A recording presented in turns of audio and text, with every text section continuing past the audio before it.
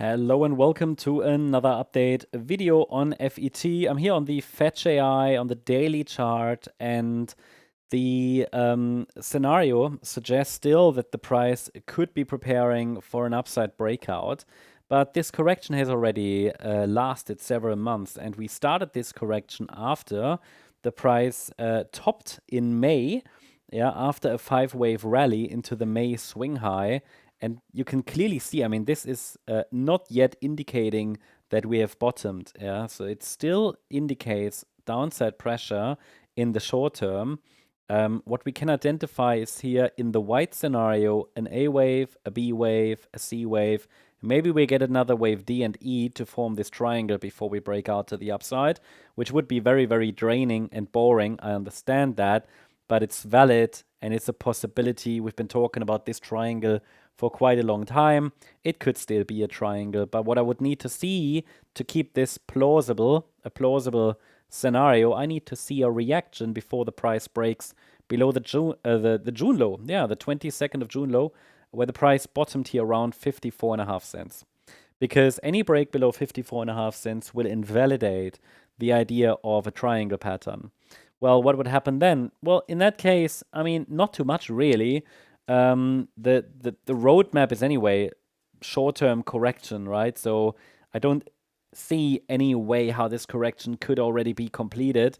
I mean, anything can be the case, but probabilities for that are pretty low until we get some kind of an upside reversal signal. In the very short term, you can see here that we are testing the 50% Fibonacci retracement at 58 cents.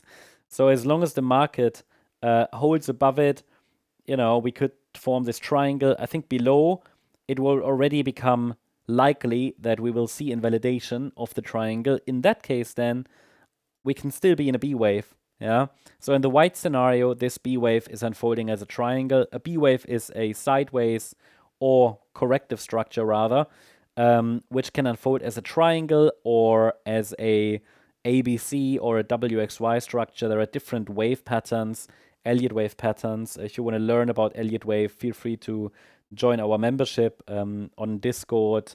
You can get a full Elliott wave course. Also on the YouTube channel, there is a lot of information. But basically, what we can see here is in this Y wave to the downside, the market might easily extend a little lower, and 51.6 to 43.2 cents would then be the next support levels.